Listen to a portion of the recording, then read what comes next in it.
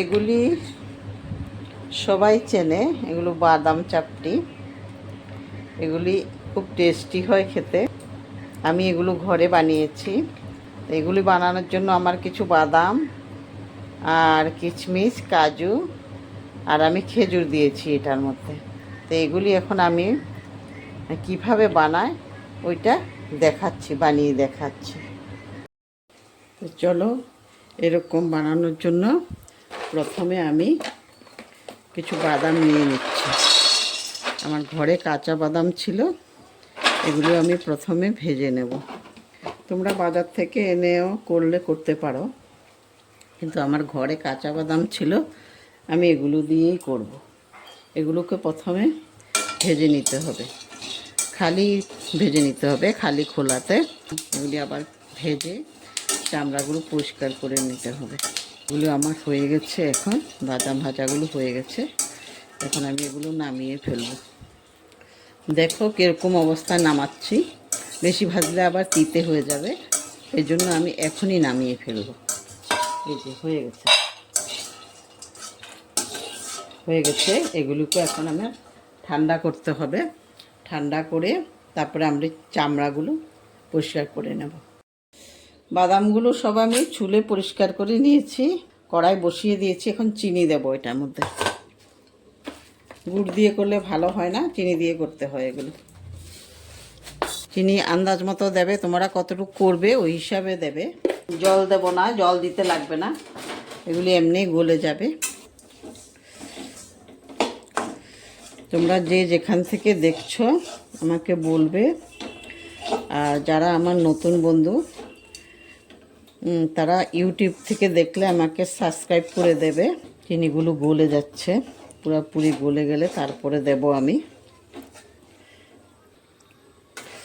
চিনি পুরো গলে গেছে, এখন দেখি এটা আঠা হয়েছে কিনা। হয়ে গেছে, এখন দিয়ে দেব। বাদামগুলো দিয়ে দিচ্ছি, সঙ্গে আমি দিচ্ছি এখানে কিছু কাজু, কিশমিশ আর খেজুর নিয়েছিলাম, এগুলোও দিয়ে দিচ্ছি।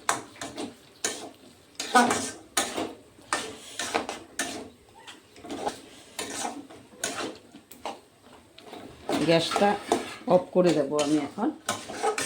ভালো করে নেড়ে তারপরে বানাবো। থালটার মধ্যে একটু তেল দিয়ে নেব। তোমরা বাটার পেপার থাকলেও দিতে পারো, আমি বাটার পেপার দিচ্ছি না, একটু সাদা তেল আমি দিয়ে দিচ্ছি। এগুলো আমি এখন থালের মধ্যে নিয়ে নিচ্ছি সবগুলো।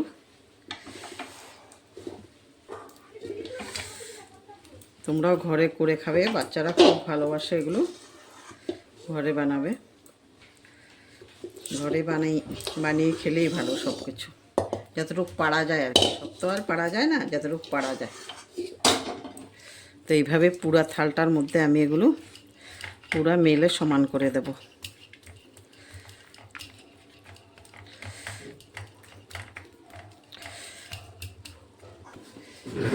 থালে আমি সমান করে রেখে দিয়েছি। এখন এটা ঠান্ডা হতে হবে, ঠান্ডা হইলে তারপরে আমি এটাকে পিস পিস করে কাটবো। এখন থাকবে এটা 10-15 মিনিট এইভাবে রাখবো। ফ্রিজে রাখলেও রাখতে পারো, বা এমনিতেও হয়ে যাবে ঠান্ডা। ঠান্ডা হলে তারপরে আমি এটাকে পিস পিস করে কাটবো। এটা ঠান্ডা হয়ে গেছে, তুলে ফেলছি।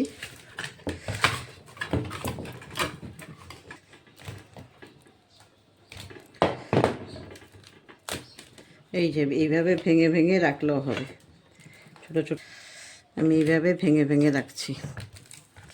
সবগুলো ভেঙে আমি পিস পিস করে ফেলেছি, ছোট ছোট পিস করে আমি রেখেছি। এগুলো খুব ঠান্ডা হলে, আরও ঠান্ডা হলে তারপরে আমি কৌটোতে ভরে রাখবো, অনেক দিন থাকবে এগুলো। খুব ভালো হয়েছে, খুব মুচমুচে হয়েছে। চিনিটারও পাক ঠিক হয়ে গেছে। তাই বলছি তোমরাও ঘরে করে খাবে। এরকম বাজার থেকে কিনতে হয় না, নিজেরাই করে খাওয়া যায়। আমার রেসিপিটা ভালো লাগলে তোমরা একটা লাইক করে দেবে, শেয়ার করবে, আর পুরো ভিডিওটা দেখবে। না দেখলে বুঝতে পারবে না কিভাবে বানিয়েছি। আর যারা আমার নতুন বন্ধু তারা একটা সাবস্ক্রাইব করে দেবে, যারা ইউটিউবে দেখছো, আর পাশে থাকা বেলটা বাজিয়ে দেবে। আর যারা ফেসবুক থেকে দেখছো তারা আমাকে ফলো বটনটা মেরে দেবে।